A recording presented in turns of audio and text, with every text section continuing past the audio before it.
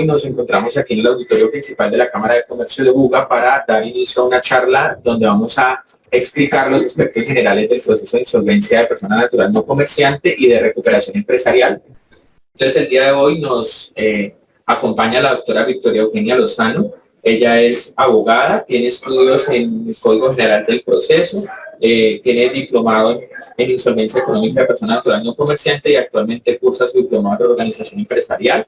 Ya en el momento en que la doctora Victoria vaya a hacer su intervención, pues ampliará un poco su perfil. El doctor Gonzalo García Pérez, él es abogado, economista, especialista en finanzas y agente interventor adscrito a la Superintendencia de Sociedades y es conciliador en insolvencia y mediador en recuperación empresarial.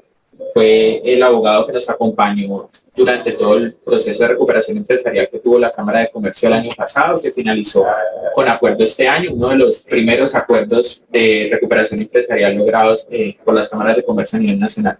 Y también nos acompaña la doctora Victoria Eugenia Parra. Ella es abogada de la Universidad de Santiago de Cali con estudios en conciliación extrajudicial, insolvencia de persona natural no comerciante y reorganización empresarial, y también maneja el proceso de recuperación empresarial. Y actualmente está culminando sus estudios en la maestría en Derecho en la Universidad de Santiago de Cali también. Entonces, pues vamos a iniciar la agenda del día de hoy y primero vamos a dar una explicación como del procedimiento y del objetivo de la charla a cargo del doctor Francisco Tavares. Bueno, buenos días para todos y todas. Qué bueno poder estar en este escenario con la idea de poder generar algunas capacidades en el medio empresarial, en el medio de las personas jurídicas y también las personas no jurídicas de cara a esta oportunidad. Hay una frase de un filósofo francés que se llamó Albert Camus. Dice que si el hombre fracasa en conciliar la justicia y la libertad, fracasa en todo. Y creo que la oportunidad que se está brindando hoy desde la Cámara de Comercio de Buga y desde este equipo de asesores jurídicos y abogados que tienen muchísima experiencia en el tema, es una oportunidad justamente para pensar al menos 3 desafíos que tenemos en lo que hemos considerado nosotros como humanidad una nueva realidad. El primer elemento de esa nueva realidad es que tenemos que comprender que los procesos empresariales cambiaron completamente desde el año 2020 y que los desafíos que enfrentamos están mucho más allá únicamente de poder contar con los recursos. Seguramente la oportunidad que se van a dar hoy, que vamos a tener la posibilidad de escuchar, tiene que ver en cómo hacemos más justo y más manejable y más navegable y más equilibrado la posibilidad de continuar emprendiendo, de continuar trabajando y de continuar generando progreso. En segundo lugar, creo que esa es una oportunidad que está encaminada a la generación del equilibrio. Lamentablemente en Colombia, y creo que un dato estadístico, cerca de 500.000 emprendedores en Colombia se quebraron entre el año 2020 y lo que llevamos de este año. Han nacido otras iniciativas, pero la economía no está en su mejor momento y de alguna manera esto genera un desequilibrio en la humanidad, porque donde no hay trabajo pues tampoco hay posibilidades de avanzar hacia otras posibilidades humanas. Y en tercer lugar, creo que esta apuesta está muy conectada con la idea de que podamos progresar juntos como humanidad, pero también desde los pequeños nichos. La Declaración Universal de los Derechos Humanos como que plantea 3 principios sobre los cuales se monta todo lo que es nuestra vida aquí, y tiene que ver con que podamos vivir dignamente, que podamos vivir en condiciones de igualdad y que podamos vivir en condiciones de libertad. Justamente esta ley que vamos a conocer hoy, que se va a ampliar hoy, tiene la intención de que las personas puedan ser cada vez más libres, ¿no? Y pues si bien la ley a veces nos pone contra la pared, la ley también tiene los mecanismos y las posibilidades para que podamos vivir libres, para que podamos desarrollar una libre competencia y también para que podamos, como lo decía ahorita, generar posibilidades de progreso. Así que pues es un placer poder estar con ustedes acá. Yo no soy abogado, soy psicólogo, pero de alguna manera siento que cuando nos podemos aproximar y comprender las oportunidades que encontramos en la misma ley, que encontramos en las mismas políticas públicas, creo que podemos estar más descansados, más tranquilos, podemos acogernos a unos alivios financieros y que pues las personas que nos escuchan y que están pasando por situaciones complicadas en términos de la financiación de sus empresas, hoy puedan encontrar un camino y una luz para que podamos estar tranquilos y no perdamos de vista lo que soñamos que tiene que ver con el progreso. Así que un gusto por estar acá, agradecerle un montón a la Cámara de Comercio de Buga y a todas las personas pues que nos acompañan y que nos ven y que puedan disfrutar de este espacio de formación, de capacitación y sobre todo de oportunidad para transformar nuestra comprensión de lo que se vendrá ahora en nuestra nueva realidad.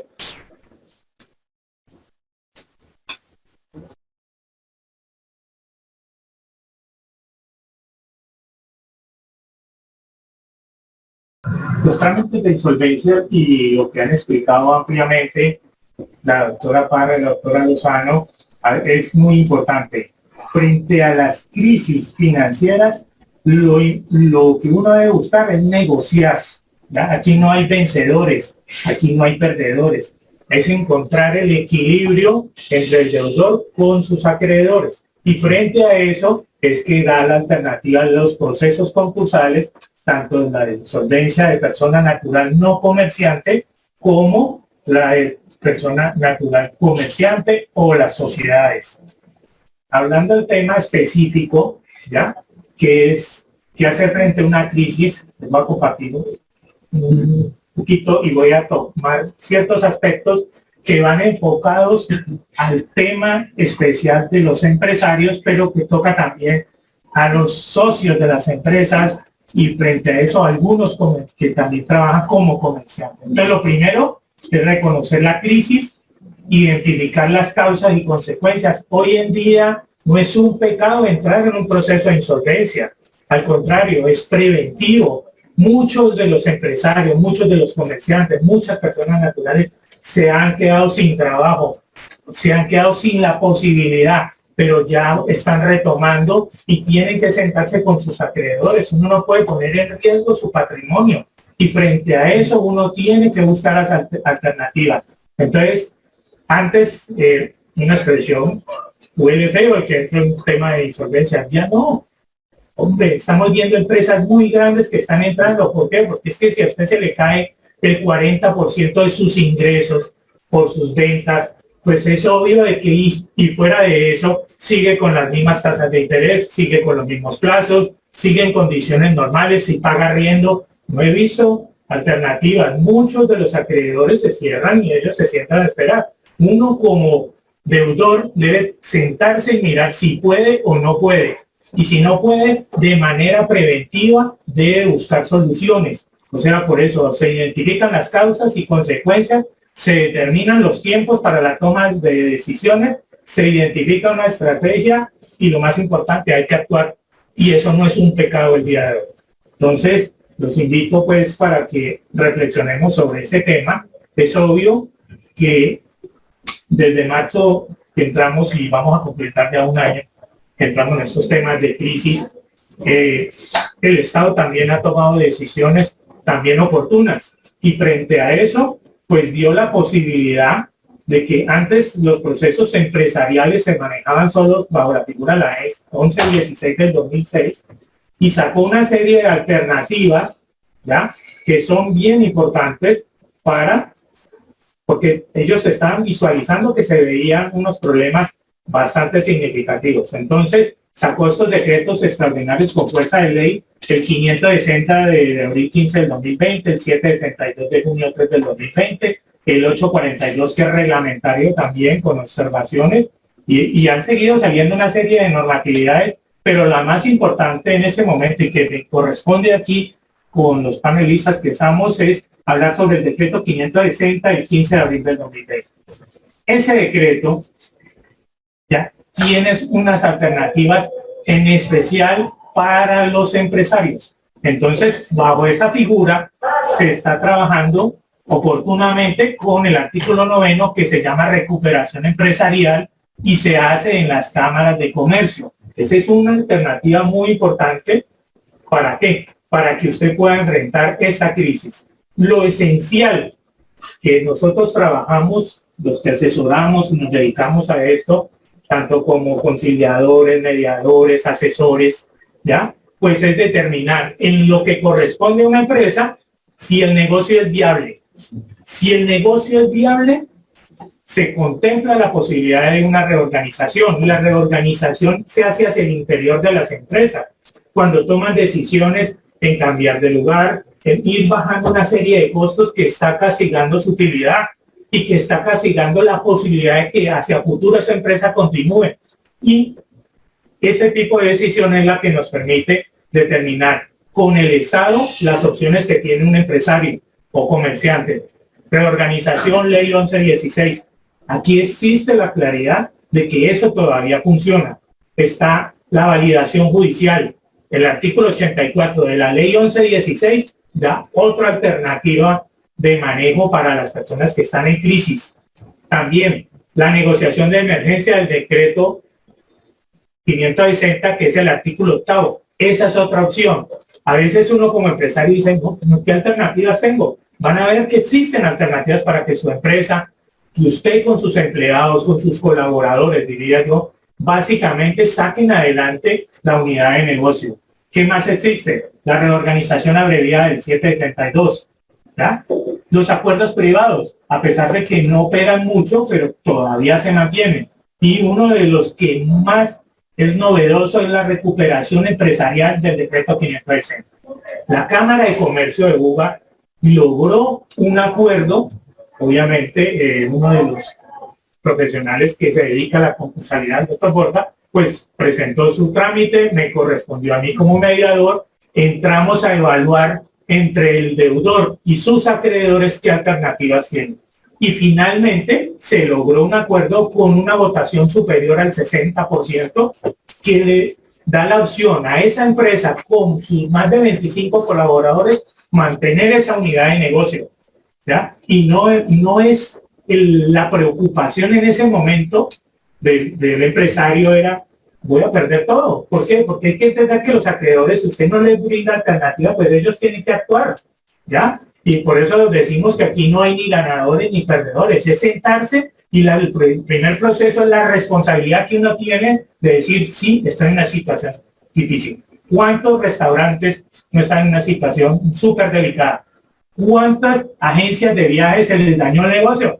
Pero siguen pagando arriendo, no pueden devolver sus locales. Obviamente ha ido cambiando los negocios porque la virtualidad entró y eso dio la posibilidad que mucha gente salga adelante, pero ¿cómo? Enfrentando este tipo de situaciones.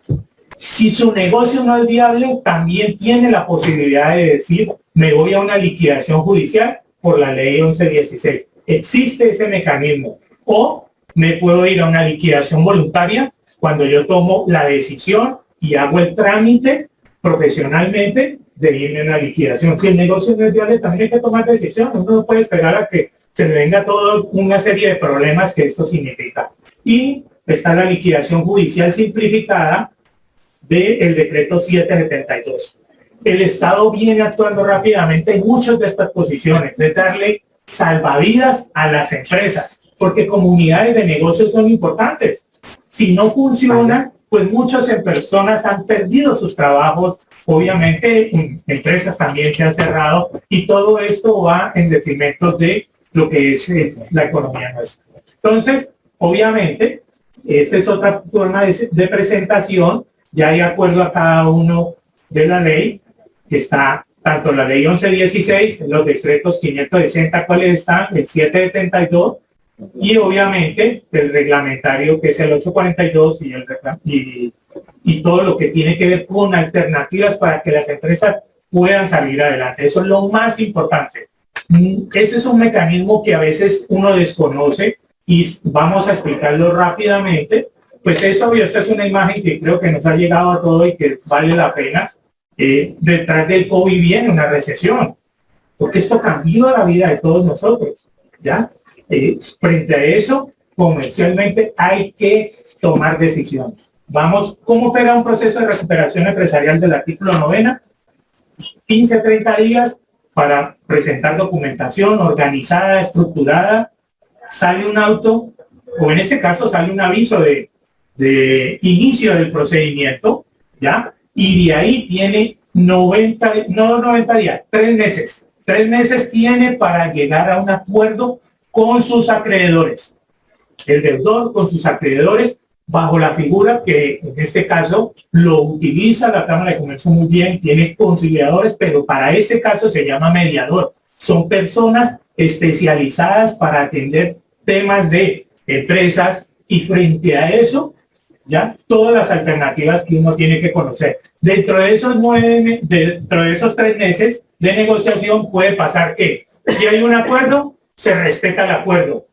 Y si no hay un acuerdo, bueno, obviamente voy a adelantarme aquí. Si hay acuerdo, se debe iniciar un proceso de validación judicial, el cual se hace dependiendo de qué tipo de entidad es, o si es comerciante, o si es empresa. Pero lo más importante es que esta validación judicial también se puede hacer dentro de los mecanismos alternativos que tiene, obviamente, la Cámara de Comercio con un arbitraje. Entonces, dentro de esos 90 días, ¿qué se hace con esa validación? Buscar que los efectos del acuerdo cobije a todos, ¿ya? Pero son procedimientos que son importantes tenerlos presentes y que nos ayudan. Adicionalmente, todo lo que determinó el decreto 560, ¿ya? Es que si fracasa ese procedimiento, no se va a liquidación la empresa.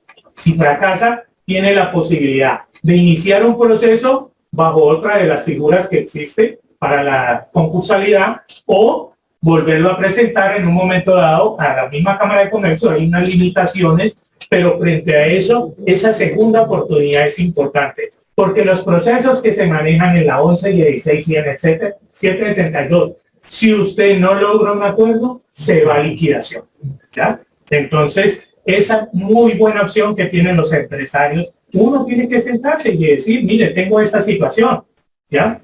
Y frente a eso es esa crisis que me está llevando a afectar, que no me deja dormir, frente a eso tiene soluciones. O sea que este proceso tiene una segunda oportunidad para los empresarios. Así opera, obviamente esta es otra forma de presentar este mecanismo, pero les voy a anticipar una serie de cosas que me parece importante que ustedes deben conocer. Vamos, y voy a terminar. Antes, una de las preocupaciones es la documentación.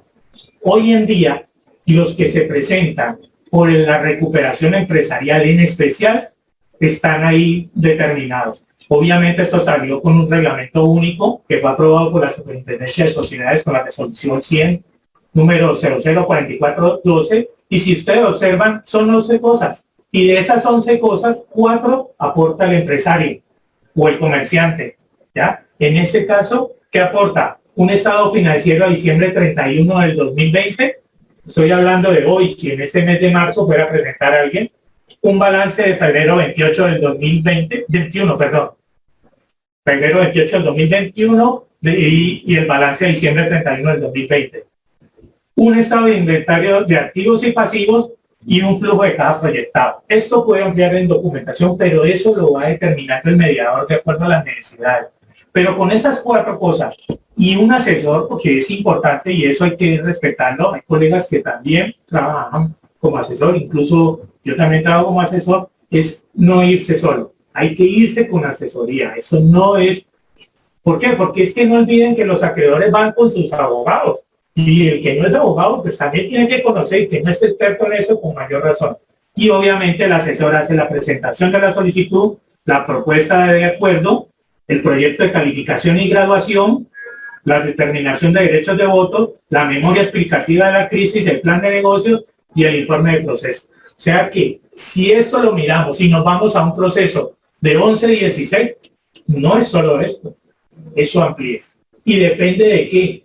Obviamente esto ha beneficiado en especial a muchos comerciantes también pequeños, porque irse un proceso de esto tiene unos costos muy importantes.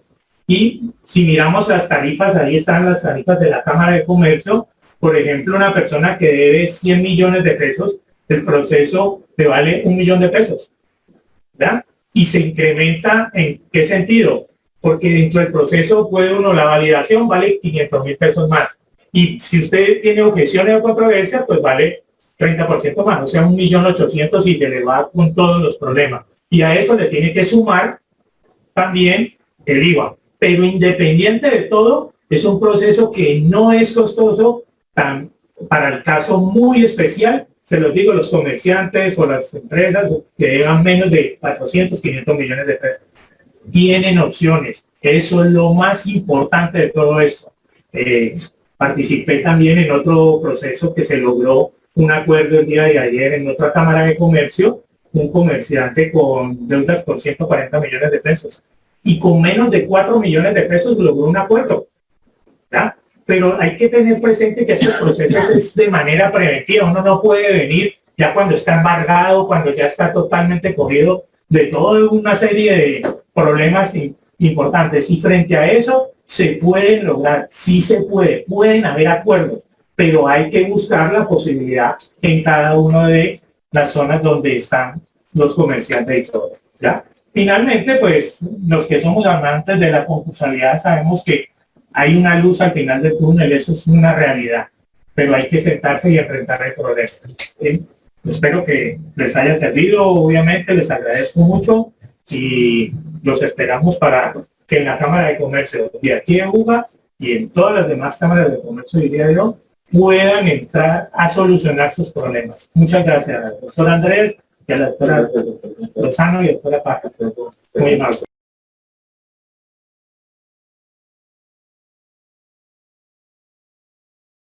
¿Alguno de los asistentes tiene una pregunta que hacer a los conferencistas? ¿Sí? ¿Una pregunta acerca del proceso? Adelante, doctor.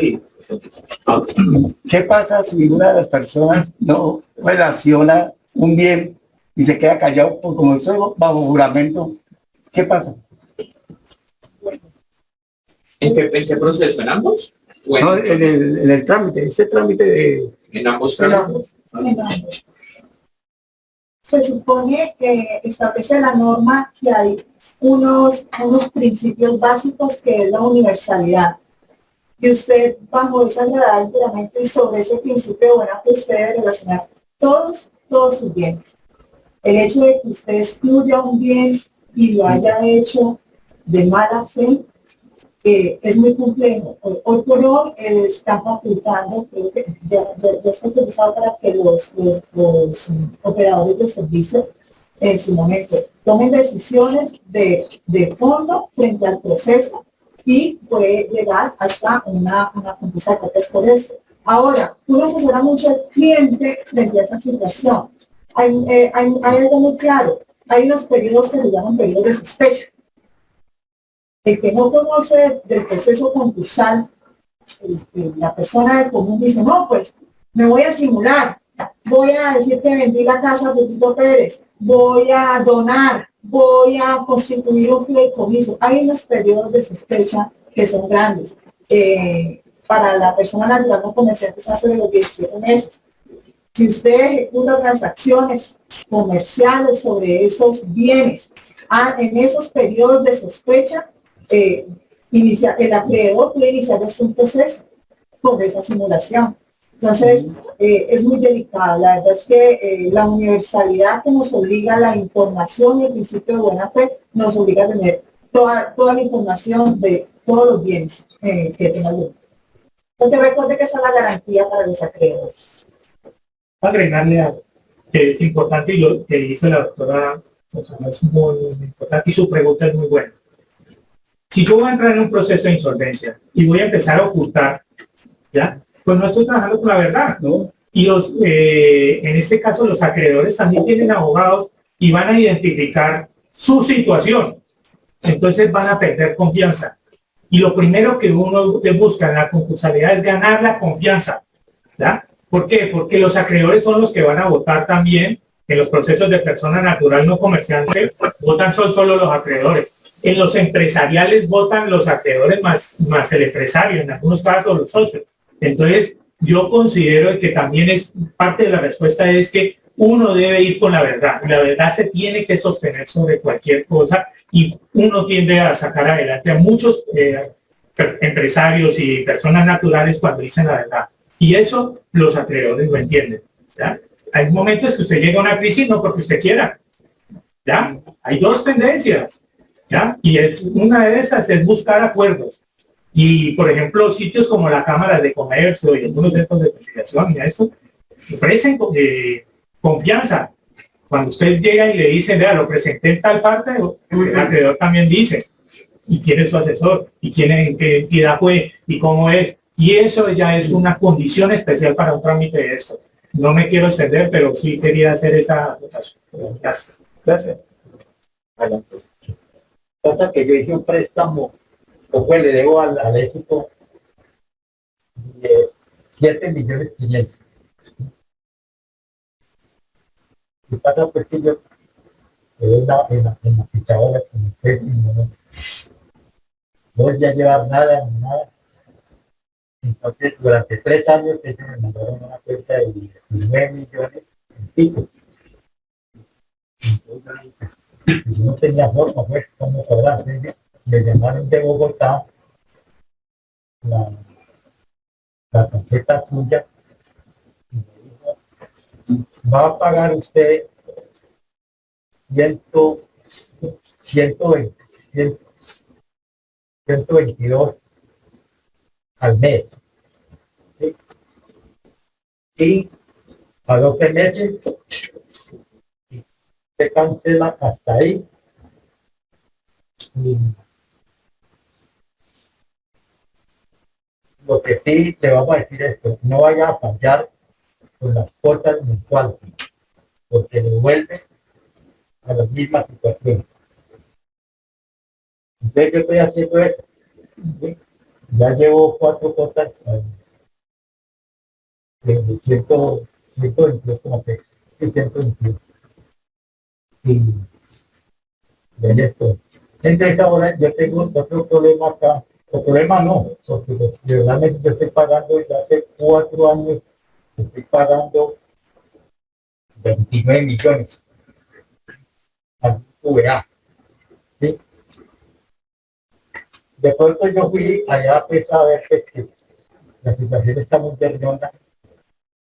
Y me dijeron, no, pero es que nosotros sobre este total le vamos a prestar 1.168.000, pero tiene que llevar este papel a Colpensiones para que lo apruebe. Entonces, bueno, yo digo, pero yo me voy para allá. Estoy ya viendo 29 y se me sube la cuenta ya no es a 29 sino a 32 millones. Entonces yo no volví, pero estoy pagando la de Colpensiones, me están sacando hasta hoy, desde el día del 2017 del mes 4, día 28 de abril, a 96 meses. Y ya he pagado de 4 años, ya sobre 4 años. Estoy pagando esto.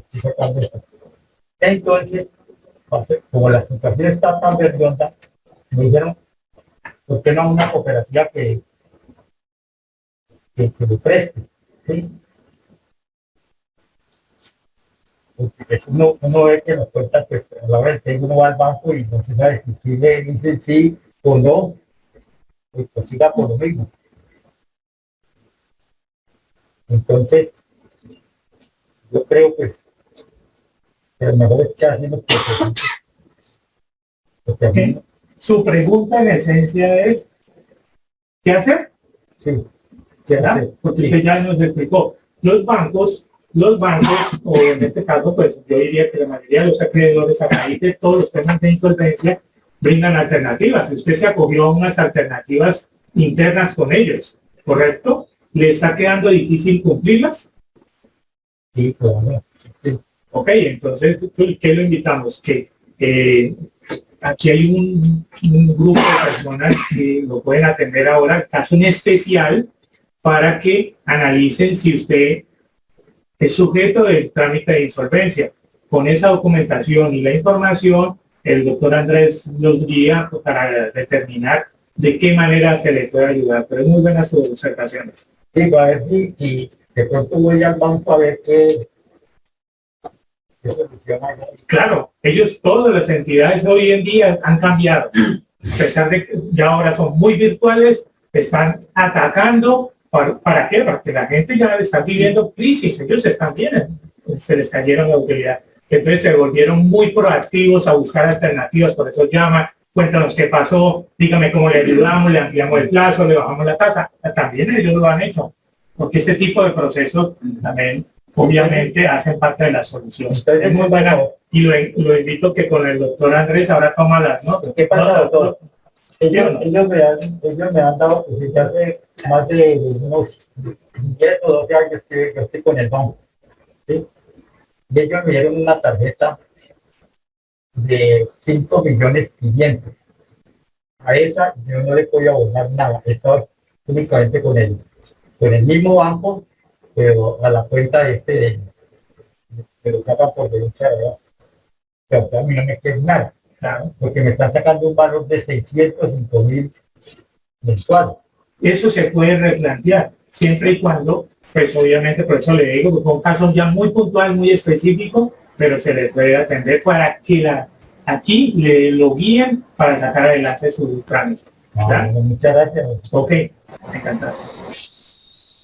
Buenos días, yo tengo una pregunta. Sí. Bueno, buenos días, soy Diana Rivera y mi inquietud es la siguiente. Cuando el deudor solicita pues presentarse en un proceso de insolvencia, lleva seguramente una relación, un inventario de sus bienes con los que podría pagarle a sus acreedores. Ese inventario, esos bienes muebles o inmuebles deben tener un avalúo o ese precio para saber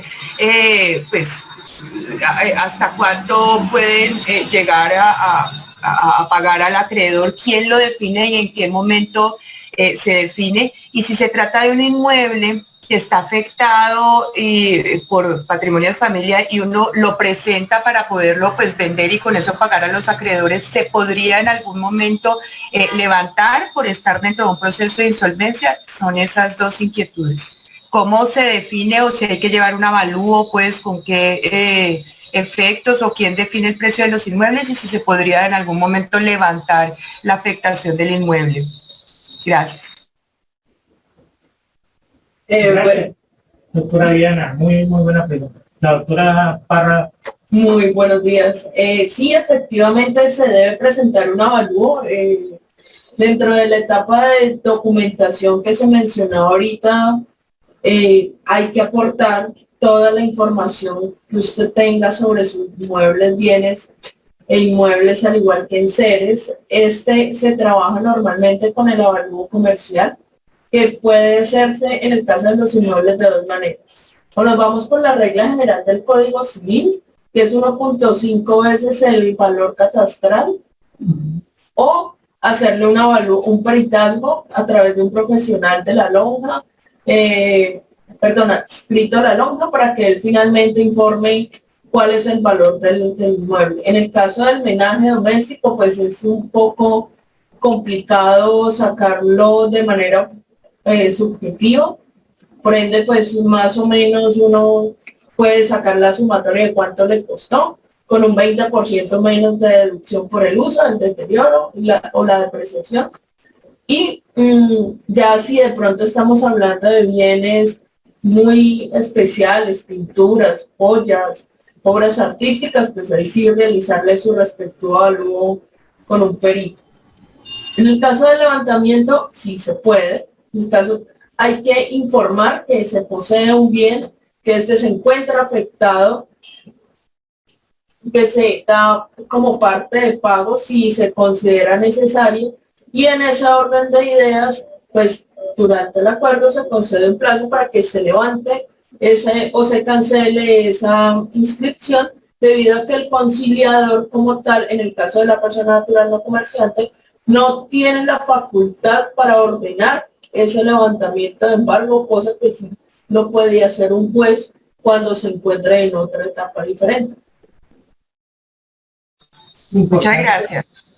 Oye, doctora Diana, importante agregar, con relación a todo lo que nos dice la doctora Parra, hay cosas que se van a decantar dentro del trámite, y frente al trámite es cuando uno hace una propuesta clara, expresa y objetiva, y ahí es donde cada uno participa como acreedores y con el deudor hacen una estructura de acuerdo de pago que vaya en beneficio de todos, y todo se puede realizar. ¿Ya? Es muy buena la pregunta, gracias. Gracias a ustedes.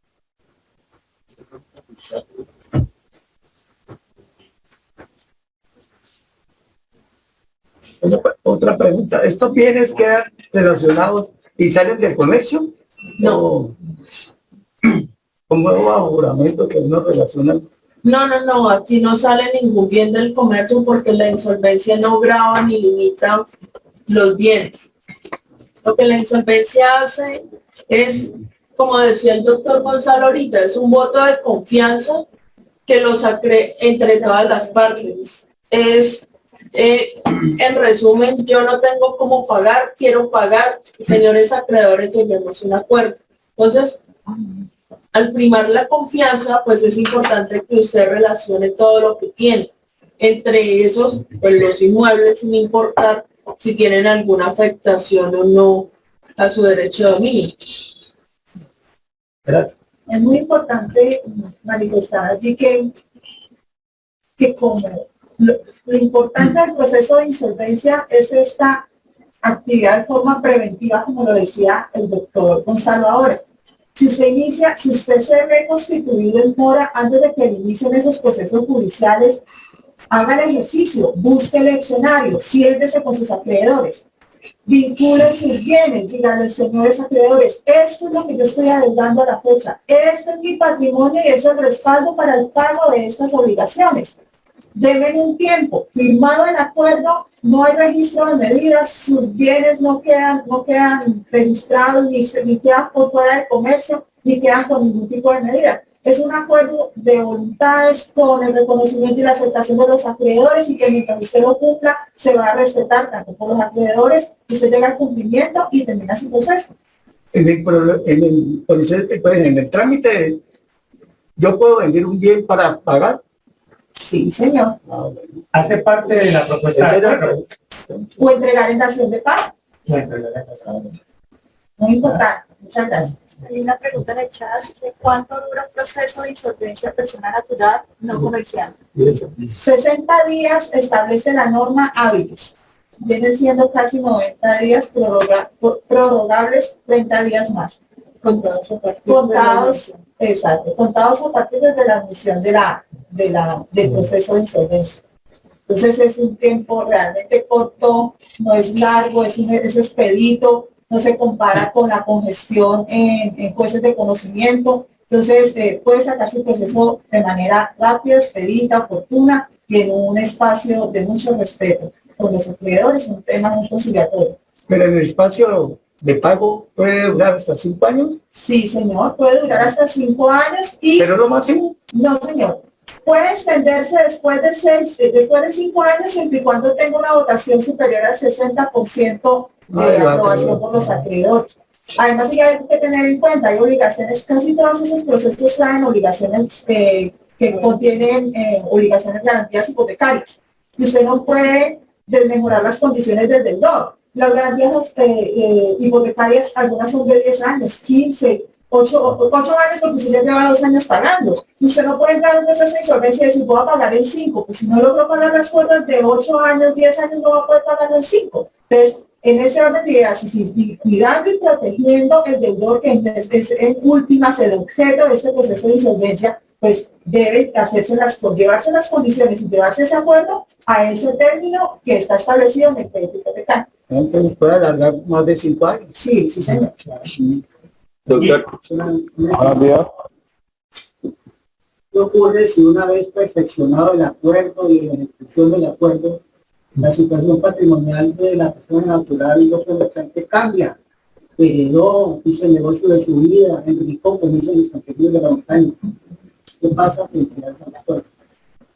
se puede dar nos pasó, ¿Se puede pagar antes o se puede modificar? se puede modificar para largo plazo. Nos pasó hace poco. Tenemos la iniciativa la tomará el acreedor. Sí, señor, que viene aquí a la Cámara de Comercio y si lo hace a través de su asesor, pues mejor aún, se hace la solicitud, se vinculan y se llaman nuevamente sus acreedores y y en el marco de la audiencia de conciliación se hace la negociación, el cambio, la modificación de acuerdo a sus requerimientos. Hace poco nos pasó con un agricultor que le tocó hacer resiembra y le tocó modificar su pago. Ya no podía hacerlo semestral todos los junios, sino que a partir del próximo año con resiembra le toca hacerlo en agosto o septiembre. Llamemos los acreedores, vamos a hacer una modificación. Entonces, esas modificaciones se pueden hacer. El código lo contempla, es legal y está autorizado. Entonces, eso, el 60% de los acreedores, lo que ellos se reúnen y el 60% de los acreedores es lo que da la determinación de eso. El voto. Pero si hay pago adelantado, o sea, como dice el doctor, ahora no hay ninguna sanción ni nada, entonces mejor para el señor o para el deudor por cuanto termina su proceso y se registra en las bases de datos, en las centrales de riesgo, que ya terminó su proceso, razón por la cual pues queda liberado en menor tiempo. Pero no hay castigo así como lo dice el procedimiento, que si duró 5 años, le meten 10 años o 2 años. Eso ha cambiado mucho para que lo saquen del datacrédito. No, señor. No, es inmediato. Es inmediato. Pero debe hacer un procedimiento uno o solo hace. No, una vez terminado el procedimiento, el conciliador debe informar a las centrales de riesgo cómo terminó el procedimiento de insolvencia. Si hubo o no hubo acuerdo, y entonces si hubo acuerdo, pues se debe adjuntar una copia del acta de acuerdo para que ellos realicen las modificaciones pertinentes en sus sistemas. Y si no hubo acuerdo, pues ya ellos también incluirán esa información. Lo que pasa es que uno pues se le sale de las manos cuando no hay acuerdo porque cambian la competencia y ya pasa un juez civil municipal, que es quien finalmente decide sobre el trámite liquidatorio. Gracias. Creo que hay una pregunta ahí. Don José Miguel. Adelante.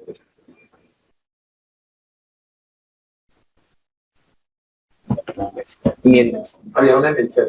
Sí, una pregunta.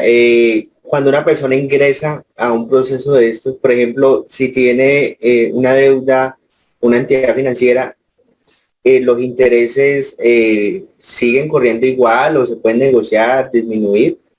La liquidación de intereses se hace y por eso cuando el proceso queda admitido y se les notifica a los acreedores, el operador del servicio lo que hace es notificar y pedirles que traiga la liquidación de su obligación con los intereses hasta un día antes de admitir el proceso de insolvencia.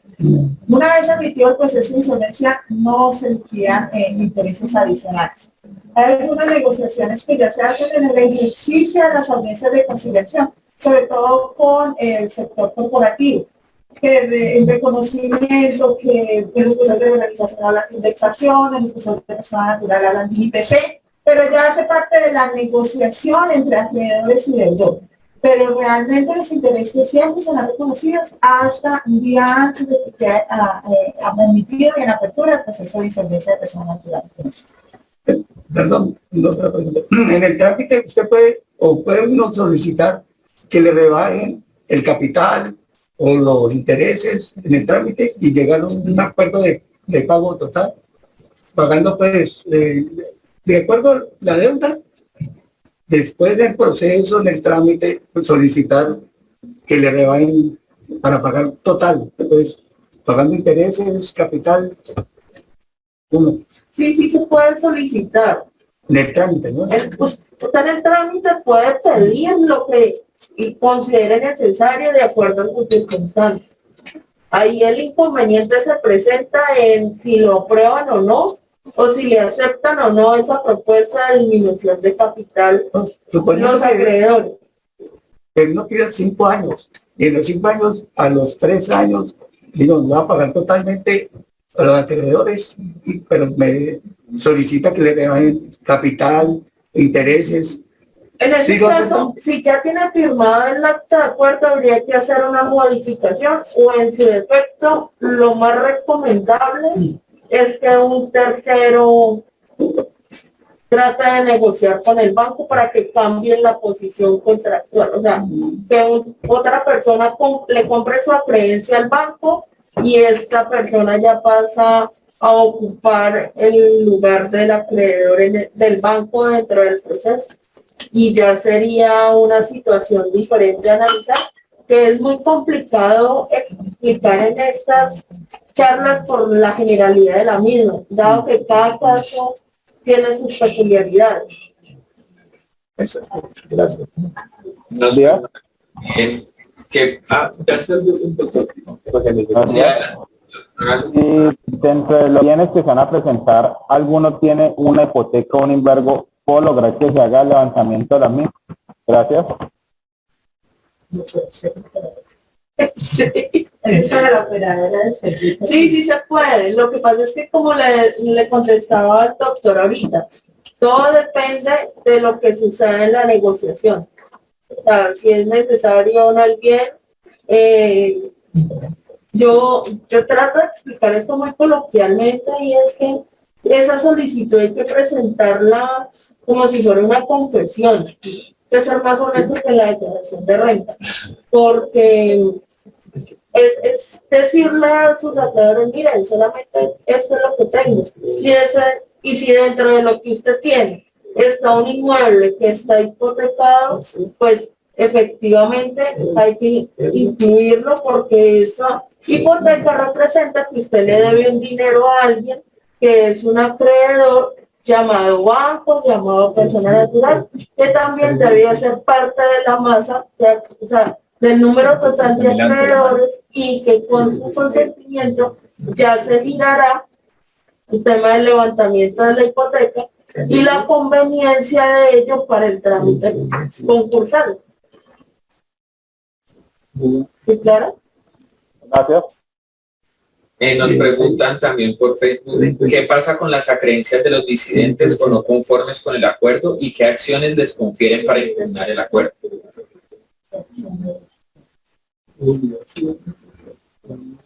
Bueno, vamos a empezar. Los disidentes, cuando se aprueba un acuerdo, ¿ya? Ese acuerdo cobija a todos, independiente del trámite que esté haciendo. Ese acuerdo va para los que no asistieron, para los que no votaron negativamente. Si se logró el acuerdo con un porcentaje X, que es el 50 más el 0.0001 para algunos casos, dependiendo del plazo en persona natural no comerciante o en cada uno de los trámites, ese acuerdo cobija a todos los disidentes. En persona natural no comerciante, ¿ya? Si usted no asiste como acreedor, ¿ya? Y va a impugnar, va a perder esa posibilidad, porque el Código General de Proceso en uno de sus artículos castiga a los que no van a pesar de que han sido notificados debidamente o que no les interesa. Uno encuentra muchos acreedores que dicen, mire, no me interesa participar porque mi deuda es muy pequeña o porque no estoy en ese camino. Pero si el acuerdo se logró, se hace extensivo, ¿ya? Por el tiempo del acuerdo y no se puede impugnar si no asistió. Obviamente, se puede, para muchos casos también uno observa que hay acreedores que impugnan el acuerdo. ¿Por qué? Porque no es claro, expreso, objetivo, o porque rompió algo de la prelación legal y que no estaba contemplado. Se puede dar, pero debe asistir y debe manifestarlo. Y esa impugnación en las personas naturales no comerciantes, en su trámite, la dirige un juez civil municipal, ¿ya? Y se va allá determina si tiene la razón o no la tiene y vuelve al trámite para ya concluir, y obviamente uno llama ya en ese caso a todos en la audiencia y le dice, mire, esto fue lo que determinó el juez. Muy buena pregunta. Si esa persona ¿Qué tratamiento debe darse en las organizaciones tributarias de orden nacional, departamental? Ok, muy buena pregunta. Los trámites, el Código Civil, el 2488 y siguientes, determina la clasificación de cada una de las deudas, ¿correcto? Y en este caso, usted lo está diciendo perfectamente, se consideran fiscales, pero ¿qué? Los tributos, los impuestos, lo que son multas y sanciones, se va a la quinta categoría, quinta clase. Perdón, no categoría, quinta clase. Entonces, se estructura. Obviamente, las obligaciones del Estado están dentro de la primera clase y se plantea. Hay algo muy importante y acabó de salir hace poquitico, no hace ni unos 20 días, que la DIAN, a través del decreto 560, ya está permitiendo hacer negociaciones con relación a que, por ejemplo, reclasifican intereses, condonan, se están volviendo muy proactivos. ¿Por qué? Porque es que muchas personas están en crisis y hay que ser proactivos. Y salió ya una normatividad expresa para, en el caso de la DIAN, pues dentro del decreto 560, hacer alternativas bien interesantes. Buena pregunta, y le voy a complementar algo que dice el doctor Gustavo y que le ajusta la razón a su exposición. La apelación de créditos y la calificación de esos créditos es una de las cosas que llevan a que el deudor busque asesoría, porque la clasificación de las obligaciones no es un tema del común, requiere estudio, análisis y una clasificación especial. Entonces, por eso uno recomienda que siempre se presenten al proceso, vayan debidamente asesorados, porque una de las cosas más importantes en el proceso de los movimientos esenciales es presentar una buena apelación de crédito, una buena calificación de esas actividades. Si una persona tiene un crédito bancario y esa persona tiene una propiedad, pero no está pagando la deuda bancaria, y a futuro inmediato una facturación con esa deuda,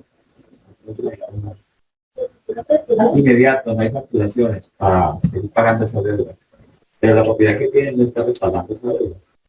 ¿Cuál sería la actitud del banco en ese caso? No, si no está avalado por la... A ver si yo le logro entender la pregunta.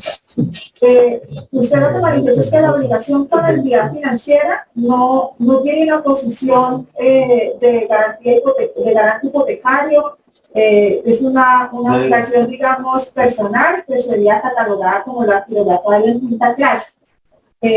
Lo mismo que hablábamos ahorita con el doctor, el bien no está afectado, el bien no queda fuera del comercio, la negociación se hace directamente con el banco y el banco tomará su posición a través de su asesor corporativo.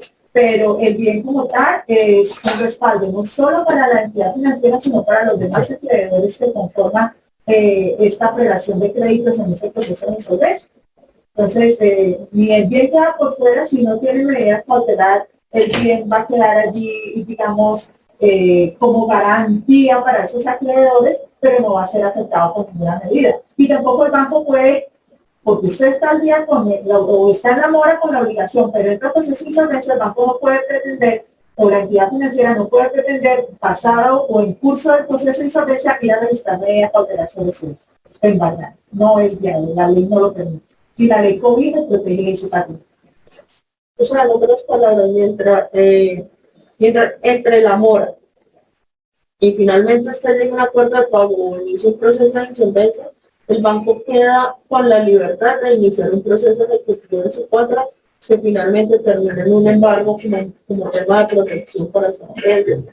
Dentro de los beneficios que tienen estos trámites concursales es suspender todo este tipo de ejecuciones, ya sea proceso ejecutivo singular, restitución de inmueble por concepto de arrendamiento o los ejecutivos ante la DIAN. Entonces, para complementar la respuesta que le doy a la doctora, ya después que inicia el trámite concursal, pues no pueden iniciarle esa persecución por el efecto normativo que consagra, por el efecto que consagra la norma. ¿Y por alimento? No, no aplica. Es el único tipo de proceso que no suspende. Si esos bienes no salen del comercio y hay, digamos, durante el acuerdo que se han dado esos bienes como garantía, pero durante el acuerdo hay una liquidación de una sociedad conyugal y ese es un bien que se tiene que repartir, hay una modificación del acuerdo y debería llamarse nuevamente a los acreedores, ¿o cómo se manejaría esa parte? Si tiene sociedad conyugal desde el principio, debidamente registrada y conformada, pues se relaciona el 50% del inmueble. En aras que si con posterioridad a la firma del acuerdo o durante el trámite de negociación de deudas modifica tal situación, pues no afecta el trámite.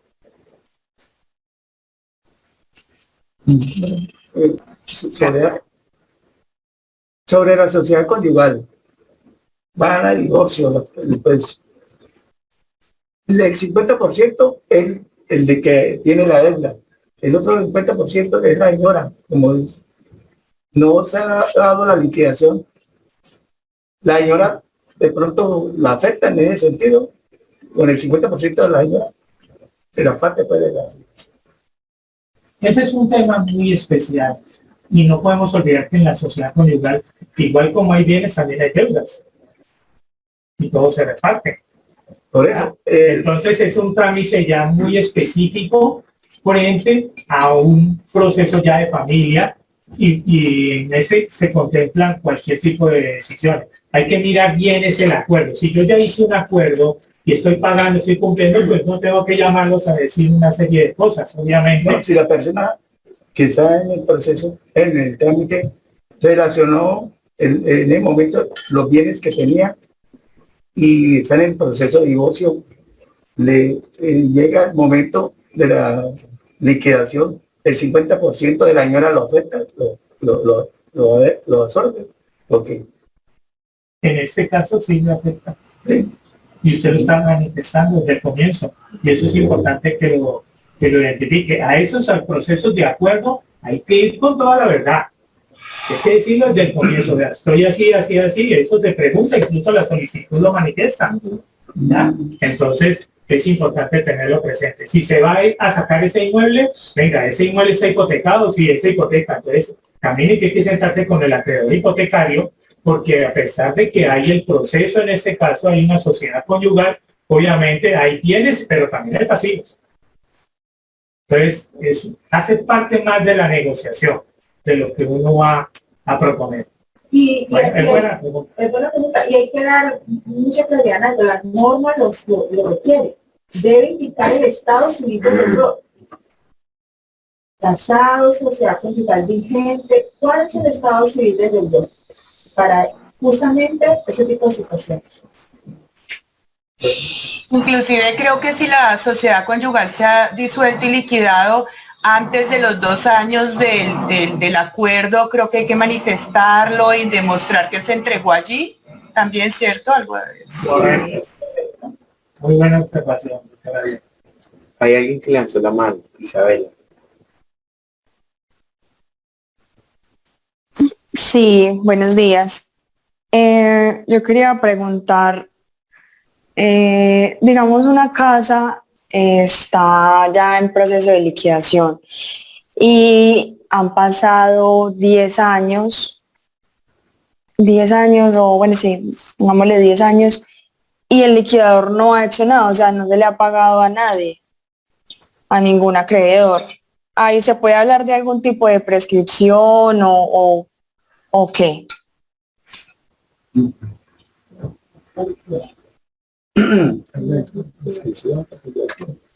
No, la pregunta la puedes repetir un poquito porque tú estás nombrando de que hay unas obligaciones que llevan más de 11 años.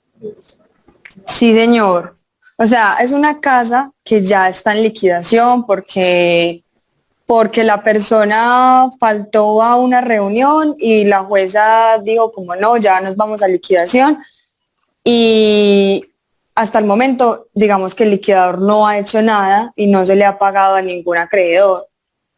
Y ya han pasado más de 10 años, o sea, es mucho tiempo.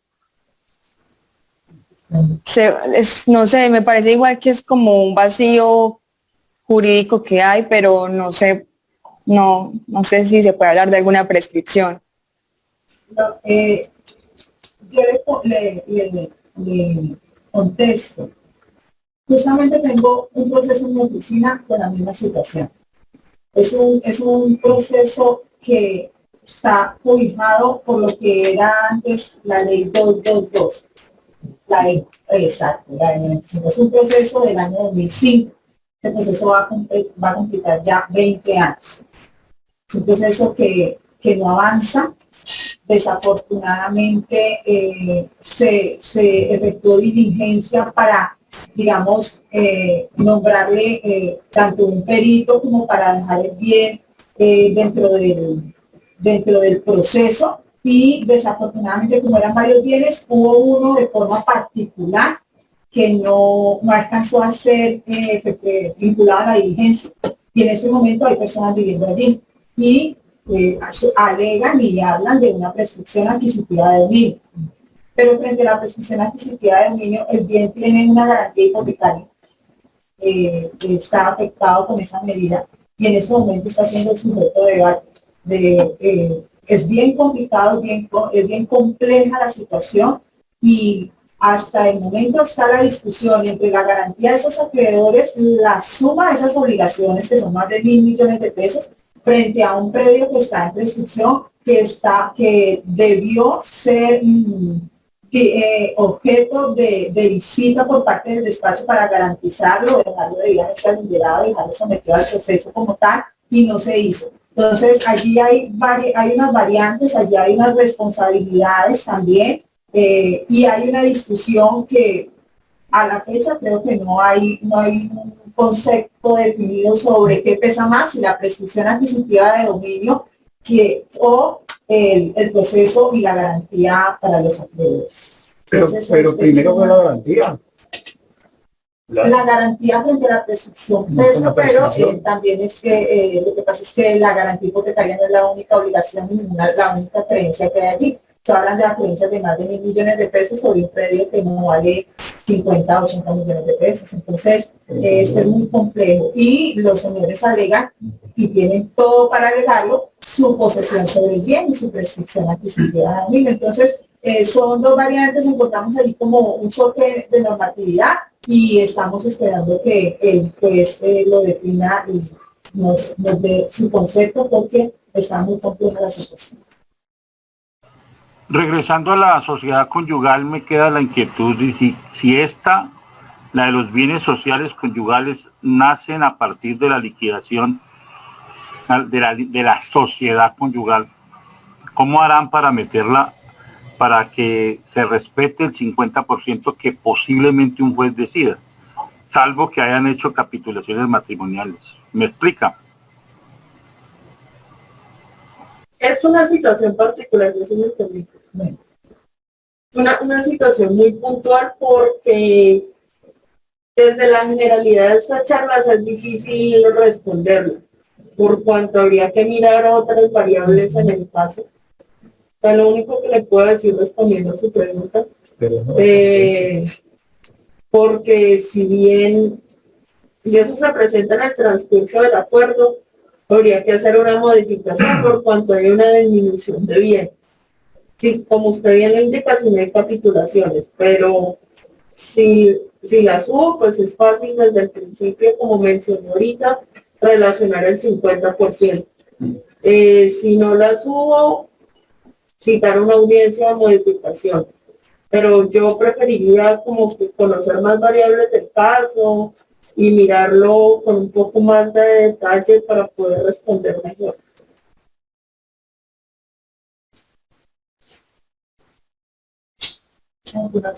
En el chat preguntan, ¿y si el asunto tiene pasividad e inoperancia, podría aplicarse el desistimiento tácito?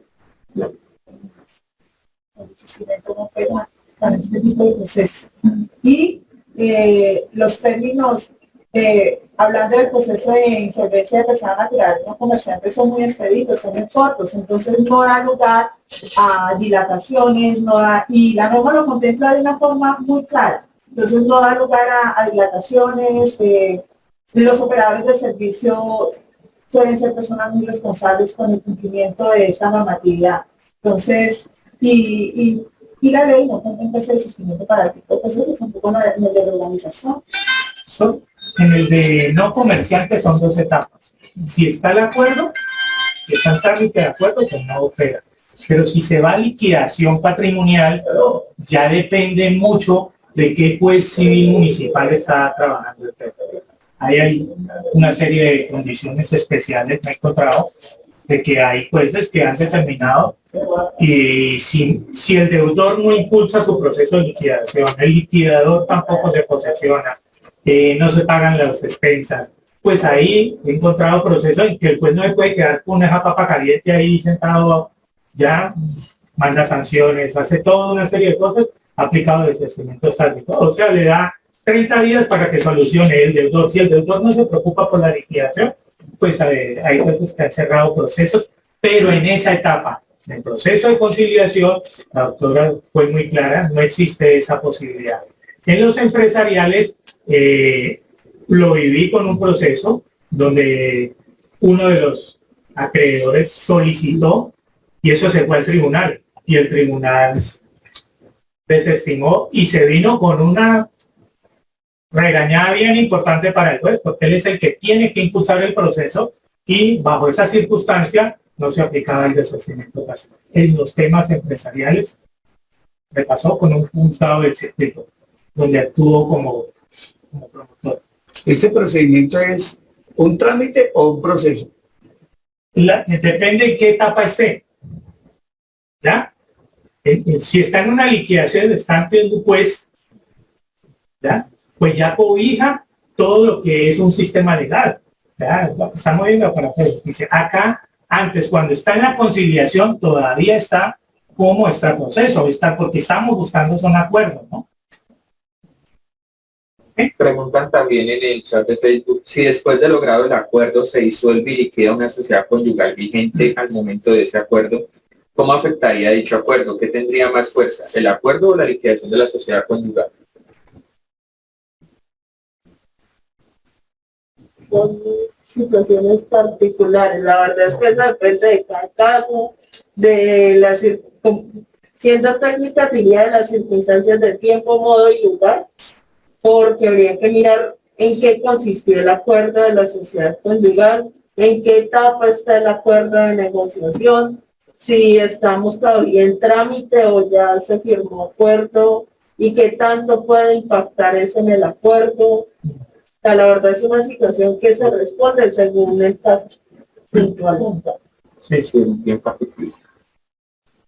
Doctor, voy a hacer otra preguntita y perdone. Digamos, cuando ellos me mandaron a concesiones para que se aprobara 1.168.000 y así yo iba para allá y me arrepentí, me devolví y no fui al banco ni nada. Pero pasó que cuando el banco me mandó para allá, ellos ya habían hecho la planilla, ya no era por los 29 millones, sino por los 31 millones a 96 meses. ¿Qué puedo hacer yo ahí?